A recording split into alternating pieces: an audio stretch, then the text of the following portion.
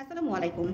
আজকে আমি আলোচনা করব আমাদের একটা ভাই উনি জানতে চেয়েছেন ওনার রিকোয়েস্টেড একটা টপিক নিয়ে। সেটা হলো চোখের মাংস বাড়া, যেটা মেডিকেল ভাষায় আমরা বলে থাকি টেরিজিয়াম। অনেকে এটা ছানির সাথে গুলিয়ে ফেলে। ছানি আর টেরিজিয়াম এক নয়। আমি এজন্য আজকে একটু বই নিয়ে এসেছি যাতে আপনাদেরকে একটু ছবিটা দেখাতে পারি। এটা একটু দেখেন, আশা করি দেখা যাচ্ছে। এই যে আমাদের চোখ, এটা হচ্ছে আমাদের কর্নিয়া।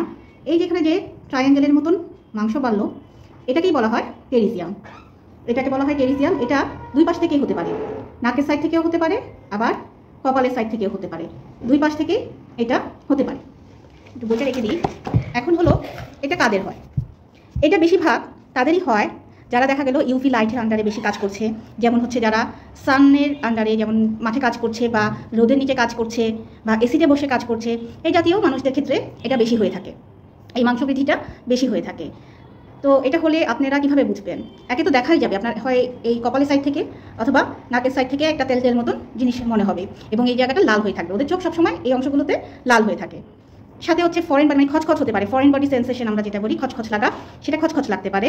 অনেকের হচ্ছে যে দৃষ্টিশক্তি কমে আসে যখন এটা বাড়তে বাড়তে একদমই, যে আমরা যেখানে কর্নিয়ার উপরে যদি চলে আসে, সেক্ষেত্রে দৃষ্টিশক্তি কমতে পারে। অনেকে দেখা যায় যে ডিসকমফোর্ট ফিল হয়, একদম মনে হয় যে টান টান করে ধরে আছে, এরকম মনে হতে পারে। এগুলোই মোটামুটি হয়ে থাকে। তাহলে এটা হলে করণীয় কী? আমরা কি ড্রপ ব্যবহার করব? ড্রপ ব্যবহার হলে কমবে না, এগুলো আসলে ড্রপ দিয়ে যাওয়ার মতন জিনিস না। হ্যাঁ, তবে আপনার যাতে এটা না হয় সেজন্য করতে পারেন, যখন রোদে যাবেন বা রোদের কাজ করবেন, বা যারা হচ্ছে কেমিক্যাল ইন্ডাস্ট্রিতে কাজ করে, তাদেরকে অবশ্যই প্রোটেকশন ব্যবহার করতে হবে। আপনি যখন রোদে কাজ করবেন, রোদে এক্সপোজার হবেন, তখন অবশ্যই সানগ্লাস ব্যবহার করবেন। এমন ব্যবহার করবেন যেগুলো ইউভি লাইট প্রোটেক্ট করে, ওই টাইপের সানগ্লাসগুলো ব্যবহার করতে হবে যাতে ইউভি রেটা আপনার চোখে না আসে। এরপর হচ্ছে যে ইন্ডাস্ট্রিতে যে স্পেশাল গগলসগুলো পাওয়া যায়, যেগুলো হচ্ছে আপনার ওই ঝাঁঝালো বস্তুটা আপনার চোখে আসতে দিবে না, এই টাইপের জিনিসগুলো, ওই টাইপের গগলসগুলো প্রোটেকশন ইউজ করে আপনাকে কাজ করতে হবে। তো আপনার হচ্ছে যে যতদিন আপনি অপারেশন না করেন, আপনার যে এই খচখচ লাগা বা ডিসকমফোর্ট ফিল করা, ফরেন বডি সেন্সেশন হওয়া, একটু টান টান লাগা, এগুলো অ্যাকচুয়ালি আমরা হচ্ছে আর্টিফিশিয়াল টিয়ার, এক ধরনের ড্রপ, সেটা আমরা দিয়ে থাকি। সেটা ব্যবহার করলে অনেক সময় একটু আরাম পাওয়া যায়, কিন্তু সম্পূর্ণ সেরে যায় না। আপনি হচ্ছে যে আপনার এই সমস্যাগুলোর জন্য একটু আরাম পাবেন, একটু ঠান্ডা ঠান্ডা লাগবে, চোখটা ভালো লাগবে আপনার। এটা হচ্ছে আপনার অপারেশন করাতে হবে। অপারেশনের জন্য আমরা হচ্ছে কী করি, যে এই যে মাংসটা যেটা বেড়ে গেছে, মাংসটাকে কেটে ফেলে দিয়ে সেখানে কী করি, হেলদি জায়গা থেকে আবার একটু করে লেয়ার নিয়ে এখানে গ্রাফট করে দিই, যেটাকে বলা হয় অটোগ্রাফট। অটোগ্রাফট করলে সুবিধা কি, আপনার হচ্ছে যে আবার এই মাংস বৃদ্ধিটা আবার হওয়ার সম্ভাবনা অনেকটুকুই কমে যায়।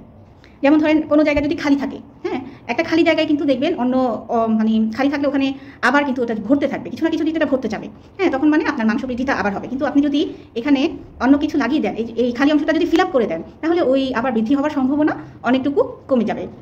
এই তো, তার মানে হলো টেরিজিয়াম এবং ছানি দুটো এক না। আমরা চেষ্টা করব যারা রোদের নিচে কাজ করছি, আমাদের প্রবাসী ভাই বোনরা আছে যাদেরকে দেখা গেল বাহিরে কাজ করতে হচ্ছে বিভিন্ন কারণে, তারা অবশ্যই চেষ্টা করব ইউভি প্রোটেকশন যে সানগ্লাস, ভালো দেখে একটা ভালো সানগ্লাস ব্যবহার করার জন্য, যাতে এই জিনিসটা আমাদের না হয়। এছাড়া যারা হচ্ছে কেমিক্যাল ইন্ডাস্ট্রিতে কাজ করছে, তারা যে স্পেশাল যে তাদের কাজ করার জন্য চশমা পাওয়া যায়, অবশ্যই ওগুলো ব্যবহার করবেন।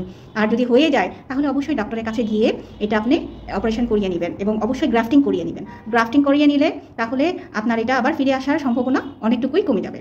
আর যদি কারো কোনো বিষয়ে জানার ইচ্ছা থাকে বা জানতে চান, তাহলে আমাকে অবশ্যই আমার কমেন্টে যদি জানান যে আমি এই টপিকটা নিয়ে, চোখের এই সমস্যাটা নিয়ে একটু জানতে চাচ্ছি বিস্তারিত, আমি অবশ্যই চেষ্টা করব আপনাকে আমার ভিডিওর মাধ্যমে, কোনো না কোনো ভিডিওর মাধ্যমে জানাতে।